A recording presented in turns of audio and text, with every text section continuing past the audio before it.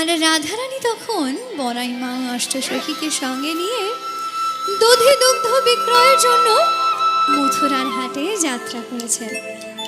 আর এই মথুরায় যেতে গেলেই পেরোতে হবে যমুনা নদী। তাই নদী তীরে উপস্থিত হয়ে সখীগণ দেখলেন দূরে এক মাঝি তার সুসজ্জিত নৌকাখানি নিয়ে দাঁড়িয়ে আছে। সখীগণ ডাকলেন, মাঝি, ও মাঝি। ধীরে ধীরে মাঝি তার সুসজ্জিত নৌকাখানি তীরে এসে উপস্থিত করাতে সখীগণ তাড়াতাড়ি করে সেই নৌকায় উঠতে গেলেন। মাঝি বাধা দিয়ে বলে, দাঁড়াও দাঁড়াও, করো কি গো? আমার নৌকা পার হতে গেলে যে ঘাটের মাসুল আগে দিতে হয়।